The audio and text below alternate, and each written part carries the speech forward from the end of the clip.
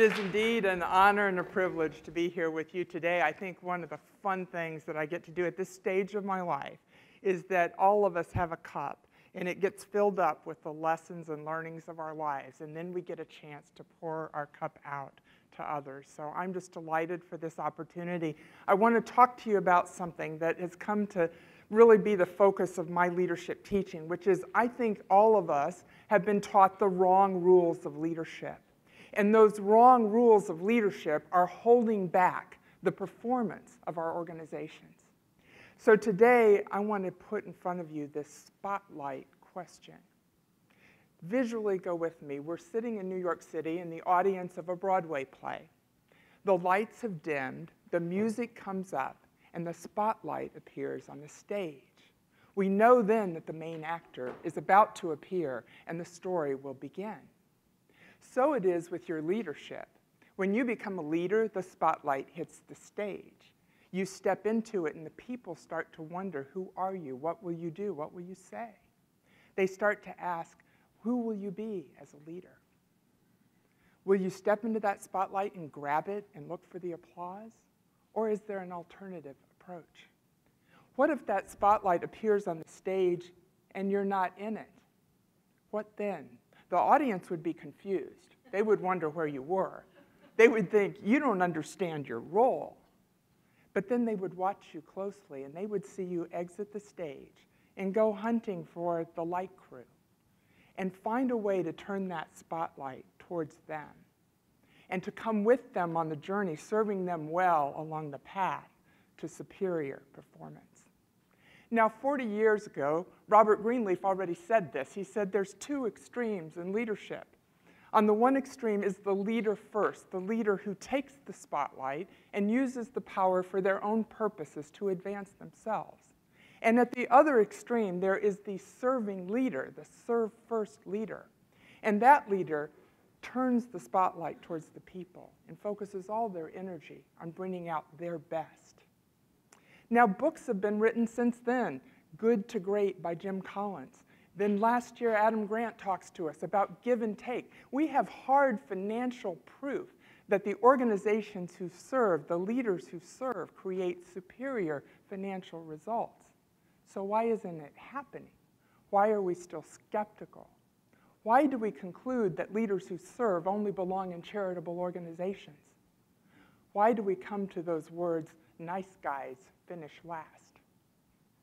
I want to challenge you today to consider whether the conclusion of culture is dead wrong, and there is a new rule of leadership that will yield superior results. That rule I call dare to serve. It is this. It is when the leader has the courage to take the people to a daring destination, yet is humble enough to come alongside them in that journey and create the conditions for superior performance. It's in this dynamic tension between the courage and the humility of the leader that creates the conditions for the people to perform their very best. Let me tell you a case story from Popeyes. In Popeyes in 2007, Popeyes was a turnaround opportunity, to be sure. It had had declining sales for 7 years, declining customer counts, declining profitability, declining share price. The share price had gone from $34 in 2002 to a mere $13 in 2007. So we brought a team together and said, what better time for an experiment in leadership? There's absolutely nothing to lose. There were 3 tenets of the turnaround of Popeyes. The first tenet was this. We went out there boldly and declared a daring destination.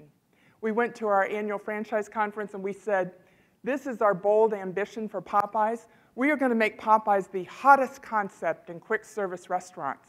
Long pause. We're going to be in the top tier of sales and profitability and new unit returns for our owners. Even longer pause. Was that a daring destination? Was that harebrained and crazy?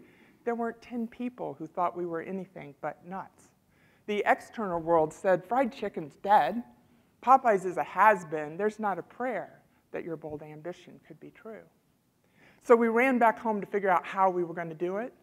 And our team created something we call the roadmap to results. It's just our business strategies, but we had real concrete goals. We would make sales grow from 1 million to 1.2 million, and we would improve the speed of service at the drive-thru to 180 seconds, and we would get the profitability of the restaurants up to 22%, and we would build 100 of them a year in the US and even more internationally. We had bold goals. And we also had action plans. We had to create new products and new message and new media plans. We had to teach our restaurants how to give speed of service. We had to get cost savings out of our system to bring those profits to light. We had to put our restaurants on better real estate so they actually would have good returns. All that was in place. So right now, all we have to do is go execute the plan, right, and monitor the results. Not quite that easy. There was a second action that we took. We had to make a choice, and we chose to serve. I remember this meeting like it was yesterday. We went in the hotel conference room, like you do, Post-it note paper everywhere, and we said, what do we want to characterize our leadership? And we tripped on this question, whom will we serve? And we immediately start writing names up on the flip chart. We could serve the shareholders, we could serve the guests, we could serve the employees, the restaurant general managers, the franchisees, the regulators, the accountants. And one really smart person goes, don't we have to serve all those people? Well, in business, we certainly do have to serve a lot of different kinds of people, but we ask ourselves that day, what would happen if we chose to focus on one of them as the primary people we would serve, and pull them apart from the rest? And we chose that day to serve our franchise owners. Now, why would we do that? Our franchise owners borrow money to build restaurants, hire and train all the people, get involved in the community, and serve you our amazing Louisiana-inspired food. Without them, there is no Popeyes. It occurred to us that they were both the success point of our past, our present, and our future. And we could only measure our success if we brought them success. Okay, so that sounds really easy, and maybe it sounds even a little bit obvious or smug. But here's what you need to know. On that given day, we didn't even like these people. Honest to goodness, have you ever met a franchisee? They're really passionate. They've got more opinions than you could count. When they're upset, they're miserable to be with. They're really challenging human beings. And so this was the mindset of Popeyes 7 years ago. The most important people in our business model were not our favorite people. So the more important decision we made than to serve them was to actually decide to love them. To love them for making those investments in our brand. To love them for the passion they have about the future of this brand. To love them enough to listen to them and work with them side by side to make this brand successful. That decision to love differentiated us from our competitors. I wish I could have brought all 340 franchisees today to tell you how this went, but instead I'll bring you the facts. Each year we do a survey to find out whether we have served them well. In 2008, the first year that we did it, they rated our leadership 76%. If you've ever been in school, that's a what? A C, right? Not so hot. Last summer, they rated us 93% as a leadership team, only because they believe they've been served well.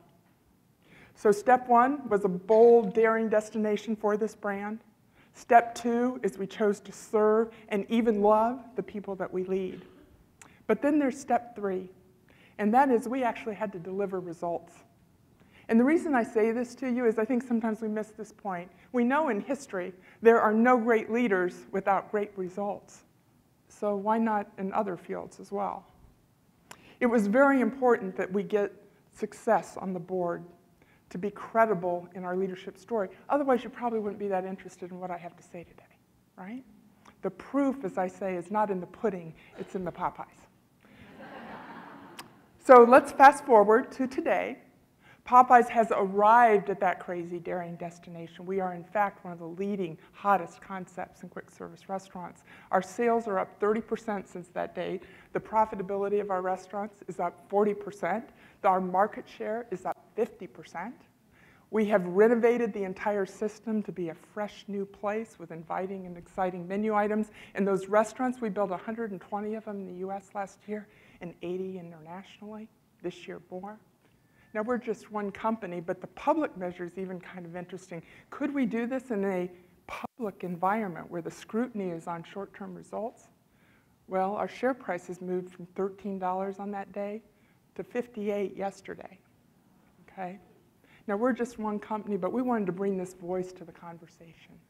What is the opportunity to choose a daring destination to serve the people you lead and create the conditions for superior results? I think there's an implication to you. You could take those same 3 tenets. You could choose a daring destination for your organization. You could choose to serve and love the people that you lead.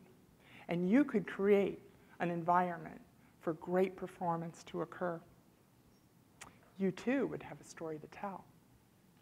In closing, I want to tell you one of my favorite stories. I have a mentor who called me up last year at 7:30 in the morning, not a morning person. Max says, "Good morning, Cheryl. Have you realized your opportunity for influence at Popeyes?" He said, "Think about this. Count the number of employees you have, time the number of hours in the week, time the number of weeks in the year. Have you done that yet, Cheryl?" No, still thinking about coffee. So I listened, and he says, "Cheryl, the math is really compelling. If 5 people are looking to you for leadership, you have 10,000 hours with those people this year to influence. They're going to spend more time with you than most of their family and friends. If you have 50 people looking to you for leadership, you have 100,000 hours of opportunity to influence them. And if you have 500 people looking to you for leadership, you have 1,000,000 hours of influence ahead. Wherever you've been placed to lead, you have the opportunity for exponential influence. And today you've learned some new rules of leadership that could yield superior results. So I ask you this, will you join me? And will you dare to serve?"